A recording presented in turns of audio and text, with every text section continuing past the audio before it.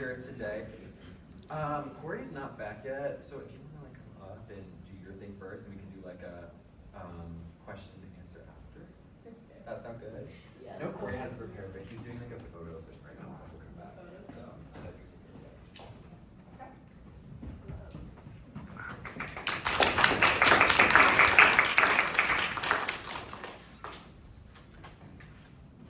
Is this the mic?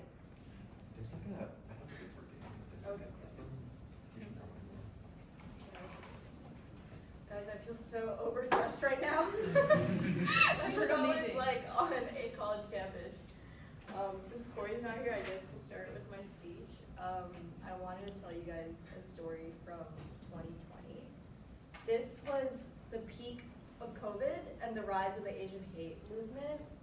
I was stuck in military boarding school in the middle of nowhere, Indiana, which it really was in the middle of nowhere. Like, it was in between two cornfields. And I think the school administration, they did that on purpose because they didn't want any of the students running away. That really just kind of exemplified my life during that time. I had about 2 friends, so I didn't really have an outlet, and one of the ways that, I tried to change that was I would post like cute little outfit pictures on Instagram. Until one day, a casting director that was claiming to be casting for Dior's first ever runway in South Korea reached out to me. Now immediately I was like, okay, this is a scam, because like what? Like firstly, I didn't think I had what it took to be a model, and secondly, I was in Indiana, and this woman was going like, oh, let's show up to my office this Saturday, like in Seoul, like in Grand Hyatt, like I want to come see you and like, come audition. But then I took a look at my social media again, and this time through the lens of somebody else. And then I realized I hated my boarding school so much that I just never posted any sort of location tag on it. So the only types of like indicators or like location things on my profile all said Seoul, South Korea. Now, of course, the casting director doesn't need to know that I'm not actually in Seoul. I was like, yeah, I will be there this Saturday. I was on a red eye the next day. But I was really going into it with this mindset of like, oh, it's probably not gonna happen, but I wanna at least go audition because maybe like 20 years down the line when I have kids or something, I can be like, oh, your mom was almost a runway model once. Like, I know it doesn't look like it now, but at some point. So I didn't have a lot of expectations because traditionally in runway modeling, you have to be around 5'11", and for reference, I'm 5'7". And it's also a very, very rigorous process, especially for the bigger fashion houses. There's about 4 rounds of auditions total.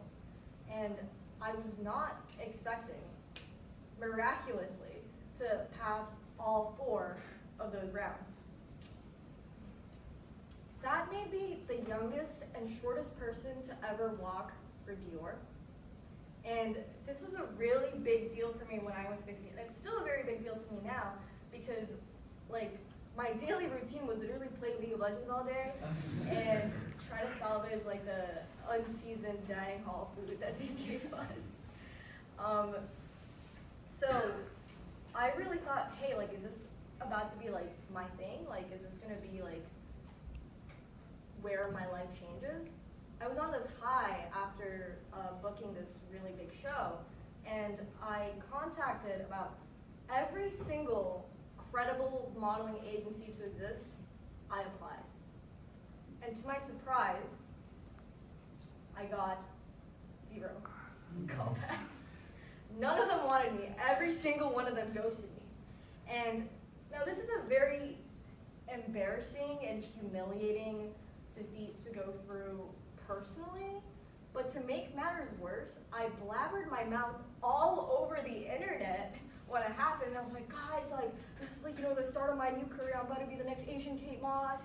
And now there were millions of people waiting for me on what my next move was gonna be. And my ego just couldn't take it to set up a camera and be like, hey guys, so I applied to all these agencies and none of them wanted me. So I I scoured my brain and then I realized, if I'm already rejected, if they already don't want me, I might as well just go in person and see if they'll reject me to my face. Maybe me going up to them as like this bushy-tailed, starry-eyed 16-year-old, like maybe that would change things and they'll, be like, if I squint, like I could maybe see you on the board. So that was the plan, except there was one caveat, which was that modeling agencies notoriously have very, very high levels of security to prevent this exact scenario from happening. They do not want random girls walking up to their office and getting their heart broken. So I had to get real creative with it. And I was really desperate, so I was very creative. The next time spring break rolled around, I got on Ford Miles' Instagram. I scoured through every single post they've ever made since the inception of their account in like August 11, 2013. I looked through all of it. And I followed everybody that they were following and tagging. And then I started building a relationship with these photographers, introducing myself as, hey, like I'd love to, be in the fashion industry, like maybe I can like assist you sometime. As I was building this repertoire, finally, one day, a photographer reached out to me. He said, hey, I'm shooting at Ford Models' headquarters tomorrow. Do you think you can be my assistant? Like, that was what I was waiting for. I was like, hell yes, I will be there. But of course, through text, I was like, yeah, I think I can make it work. So the next day rolls around, and I'm so nervous and absent-minded. I get clearance to go up with the rest of the team, the stylist and the makeup artist and the other people, and I'm just like totally zoned out. I do not remember who we were shooting, what we were shooting, none of it. Because now that I had clearance up into the office, all it took was knowing which door to go behind and maybe like 20 steps for my life to potentially change. So as the shoot came to a wrap and everybody was starting to head home, I was like, you guys head on first, I need to go to the bathroom. So as everybody left, I went to hide in the bathroom so that they would, go and, let me do my thing. And as soon as they left, I escaped. And I walked up to the receptionist. Now, again, there's very high levels of security in modeling offices. But because I had already gotten clearance to get into their floor in the first place, she didn't really question. I knew that she wasn't going to question much of what I was saying. So I leaned into her and I said, hey, I have a meeting with the casting director in 15 minutes. Do you think you could take me to him? I did not have a meeting with the casting director. I just said that. But because I had clearance all the way up there, she was like, yeah, follow me. And now I'm here. The reason why I wanted to tell you guys this story is because I think too often success, especially in the influencing, social media, or the celebrity world, is seen as this like mystical, you have it or you don't thing. But really, success and the capacity to succeed is the equivalent of your capacity to be embarrassed. That could look like, being told no multiple times and still wanting to keep going.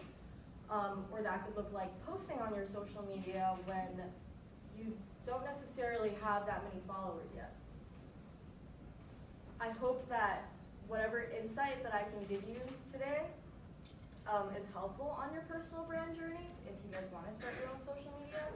But even if you aren't, I really think that having some sort of profile set up is really important as we are living in this like very unprecedented age where if you just know the right username, you can talk to anybody. You don't even need to be following them. They don't even need to be following you. And stuff like that casting director initially reaching out to me, or the photographers responding to me when I said that I want to help like assist them. And honestly, all of the jobs that I'm booking today on a daily basis, like none of them would have been possible if I didn't have this personal brand on social media. Thank you.